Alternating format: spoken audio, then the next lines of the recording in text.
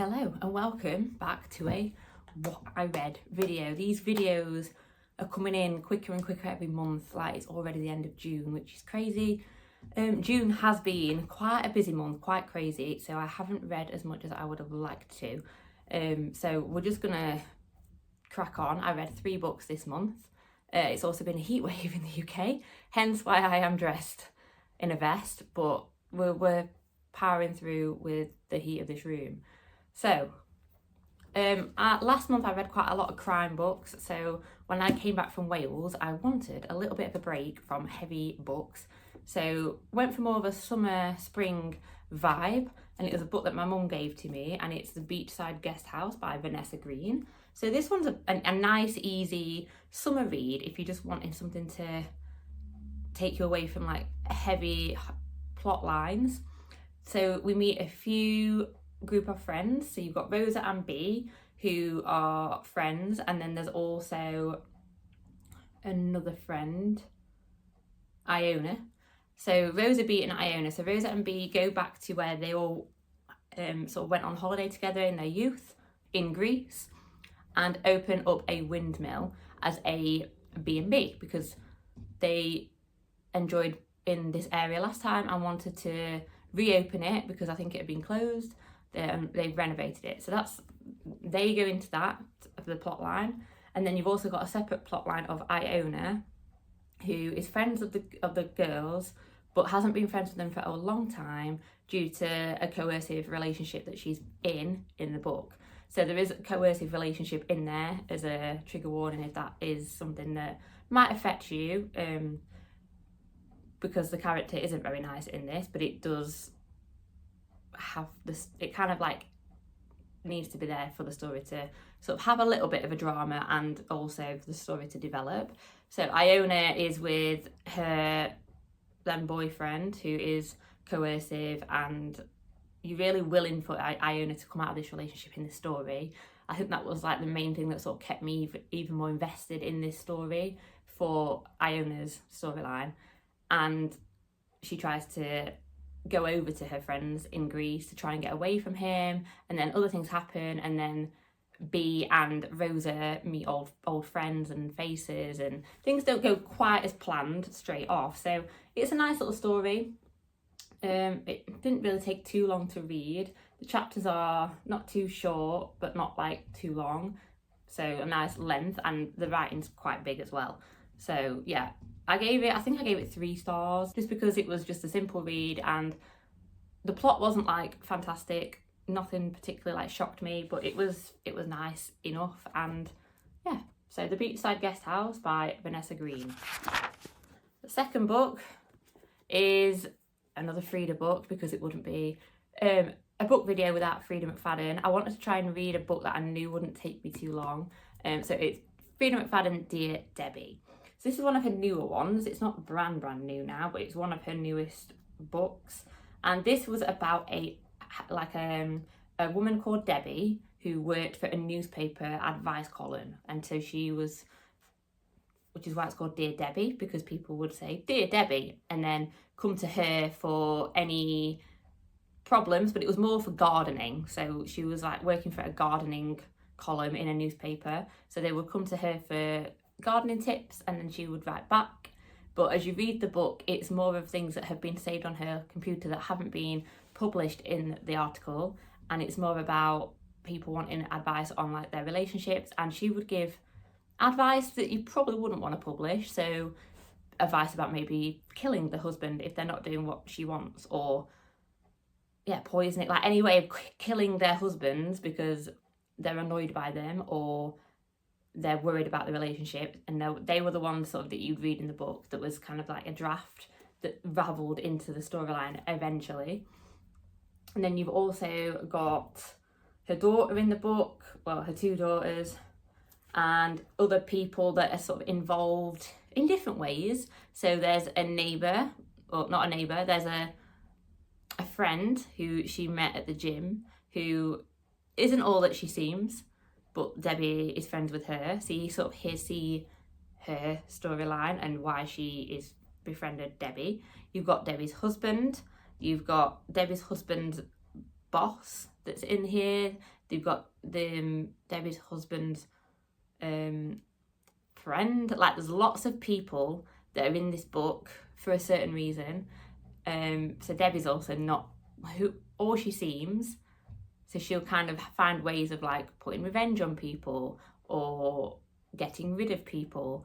But then also you get her backstory of why she is sort of mentally charged this way. Why does she think like this? So there's an undergoing reason as to why Debbie is like she is. It was a good story, don't get me wrong. I enjoyed this story, but it definitely wasn't the best Freida McFadden book ever. But that, again, Surrogate Mother, The Tenant and The Housemaid are very hard to beat still in the Freida McFadden world.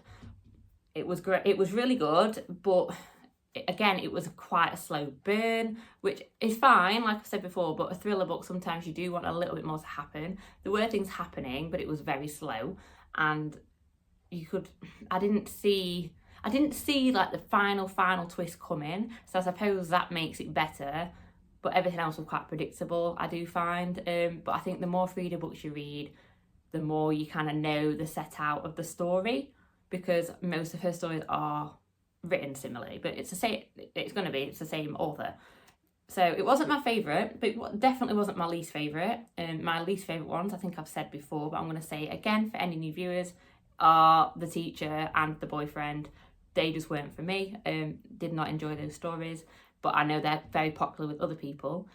That's just my personal opinion. So yeah, this one was good. But if you wanted more of a slow burn with not as much drama and crime happening, might not recommend it. And I don't know why this was the cover, because it didn't really talk much about her being like a florist or into gardening. It was very brief at the beginning when she thought she was having like a paper come round to do an article about her garden, and then they didn't turn up. So I find that the cover doesn't really match the story, really. I feel like they could have chosen something else, because it was very, like I say, very loosely mentioned in the story. So I do feel that the cover wasn't the right one, but that's just my opinion. Let me know what you think.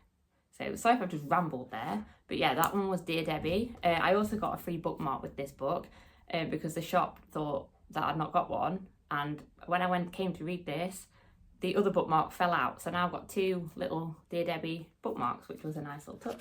Okay, the last book, it's going to be a short video, this, just because I think I talk about books not in a lot of detail, but I don't always have a lot to say. I don't want to spoil the book. And this one, again, I've literally just squeezed in at the end of the month. This was, again, a book was given to me, so I've not had to pay for this book either. And it's Lisa Jewell, Invisible Girl. This is my first ever Lisa Jewell book, because I've never really sort of explored her stories, really. And this was amazing. Like, I gave this a 4-star. Like, the way this was written was amazing, and it actually reminded me of how Peter Swanson writes his books, which is probably why I enjoyed this one. And this is about a girl called Sapphire, who is known as the Invisible Girl. So I'm not going to go into loads of the plot, but basically Sapphire goes missing, but you still get her point of view in the story. So you get her storyline, and then you get Kate's storyline and Owen's storyline. So there's 3 storylines that go on in this book, maybe 4 if you count Kate's son, but the main 3 are Kate, Owen and Sapphire. And Sapphire goes missing, and there's an investigation. So that's kind of the beginning of the book, is like introducing sort of like what's happened, and are they going to find this girl? Are they going to find who's, like, if she killed her or took her? So that's kind of like, you don't know what's happened yet, because all the storylines eventually come to the same point of day, but they're all sort of going through at different times of the week, if that makes sense. So it starts off with one character at one point of the week, and then it'll start off with another one that's kind of like either at the beginning of the week or like just at that point in the middle, and then they all eventually at the end join up. So it's really good. I'd say it's quite easy to follow, especially if you read these sort of books, but I know some people can get confused. So you've also got Owen, who I've mentioned before, who is a guy who lives across the road from Kate and Rowan, who are the other main sort of characters in this story. So Owen lives across the street in a flat, who lives with his auntie and works at the local college, but then something happens at the college and he ends up losing his job. So then he sort of is a recluse, really, doesn't really go out and get another job, sort of feels a bit sorry for himself and meets this other person, and then he ends up getting into trouble for things. Like, I don't want to spoil the storyline, but that's Owen, and it turned out he does meet Sapphire at one point but doesn't know it's Sapphire because Sapphire changes her name, and then Sapphire goes missing, and it's all about her storyline up to the point where she's gone missing, whether she has or not, about how she's living with her uncle and she hasn't had a great upbringing and, you know, lost both her parents, had died, and there's just a lot going on in her life, and she feels like she's the invisible girl. She feels that she isn't wanted, isn't appreciated, and there's something that happened as a child to her that she wants to make right and get sort of answers and justice for this other person that we again haven't met yet. And then Kate and Rowan. So Rowan is a psychotherapist, I would say, like a child psychologist, and he talks to children that have been through lots of traumatic times. So again, a lot of this would link to the other character, but there's so much going on. I feel like I've got a lot to say about this one. And then there's Kate's son called Josh, who's in the story.